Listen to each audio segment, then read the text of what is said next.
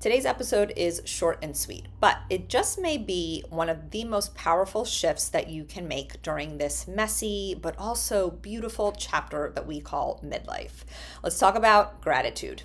I know it can sound a bit cliche, but hear me out. I just spent the 4th of July weekend with family at the Jersey Shore, and I really unplugged. That always gives me space, not just to be present with the people that I love, but it slows down time just enough for me to really see what is right in front of me. Midlife can be a lot. Between the hormone shifts, sleep issues, aging parents, grief, health scares, career pivots, and even old trauma that likes to resurface. Some days it feels like we're just keeping our head above water. And I want to acknowledge that.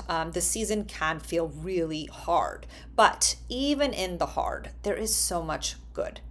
For years, I lived in a mental loop of not enough money, not enough clients, not enough education, not enough time, not enough success, not a big enough home.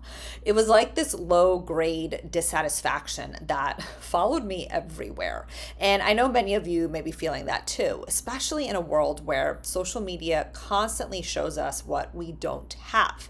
But the more I worked on myself, the more I prioritized my healing physically, emotionally, and spiritually, the more I realized that gratitude really is so vital, especially in this stage of life when it really is so easy to look at all that's wrong. When we see what's good, we start to feel what's good. And that changes how we show up for our health, our relationships, and ourselves.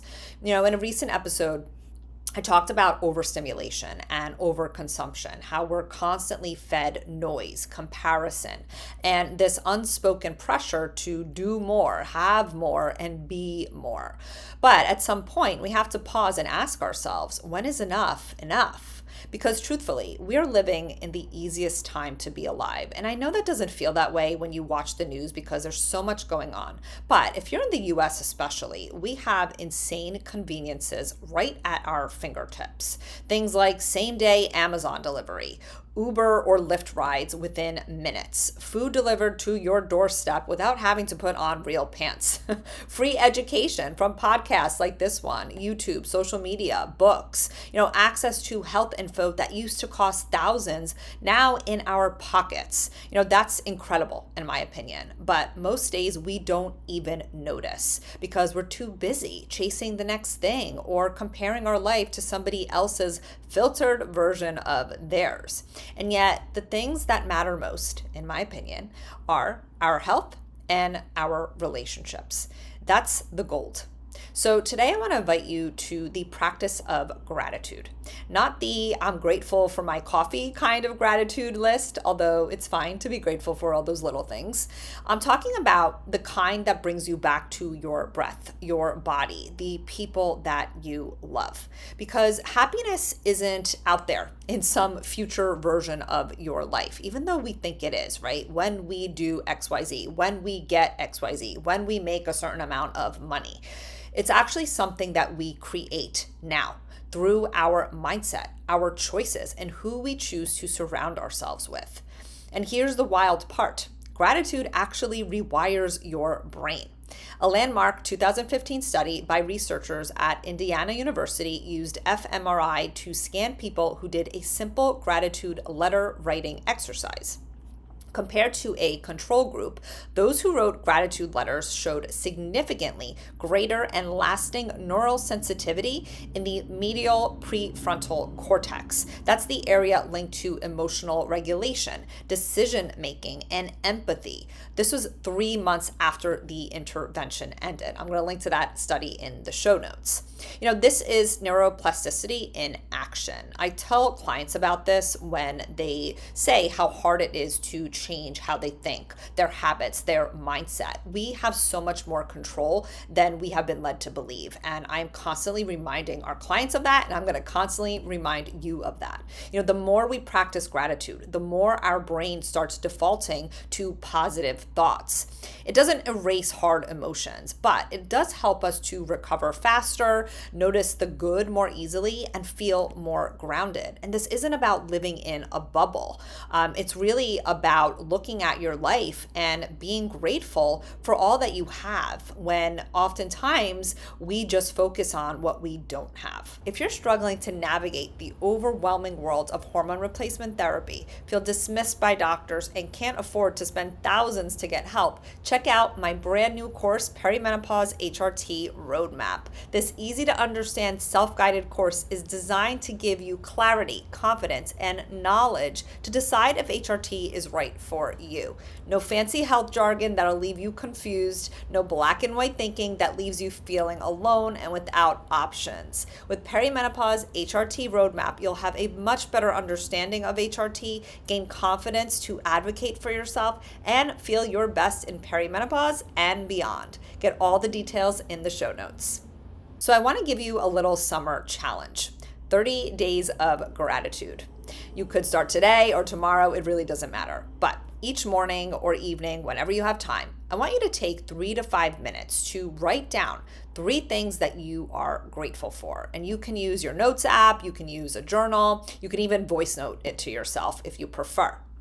Just do it consistently, because the more we do something, the more it becomes a habit. And like I said earlier, the more we start to shift that mindset, the more we're going to be able to shift how our brain works, which is so freaking cool in my opinion. And I know firsthand that this works because I did it. I talked about this, I don't know, a few episodes back when I was sharing about a former mentor that I worked with. It was a practice that she had me do, and she really had me sit down every evening and write down 3 things that I'm grateful for. And they had to be quite descriptive. They couldn't just be, well, I'm grateful for my matcha this morning. I had to explain why I was grateful for that matcha, the fact that it brought me into the present moment, or that it allowed me to slow down and think about some new ideas for the business. So I hope you understand what I'm saying. Really take some time to think about why you're grateful for the things that you are listing out. This may feel kind of silly or even forced at first, but I want you to stick with it, because gratitude really does build clarity. And clarity helps us see, literally, what is already working, what is already in front of us, the good in our life, even when things feel hard, even when it feels like the world is on fire.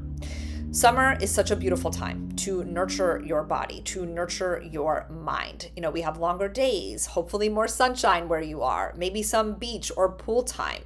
It really is a great time, an opportunity to slow down, to stop chasing so much and start receiving. And if you do this for 30 days, I do promise that you will notice a softer heart, a clearer mind, and a stronger connection to what really, really matters in this life. Now, all this said, because I do talk about hormones here, and I will always stand behind mindset shifts and practicing gratitude as non-negotiables in perimenopause, I also believe that we can't mindset our way out of a hormone deficiency. For me, starting the right hormone replacement therapy, specifically progesterone, estrogen, and thyroid support, really helped to make a massive difference in my mood, my energy, and my overall outlook on life, because I was doing a lot of these things, the things that I talk about, right? Diet changes, lifestyle changes, practicing gratitude, working on my mindset, but I didn't really feel as good as I knew I could feel. And that's where hormone therapy really did help me. But I also know how overwhelming it can be and confusing, especially with all the conflicting advice out there. There is a lot of noise. So to help you, I created a brand new resource that is totally free. It's called the 3-Day HRT Crash Course. This is going to help you understand what HRT is, why it's so much more than hot flashes, how it can help with your mood, your sleep, your overall outlook on life, and motivation. I'm going to talk about what your options are and how to advocate for the right care.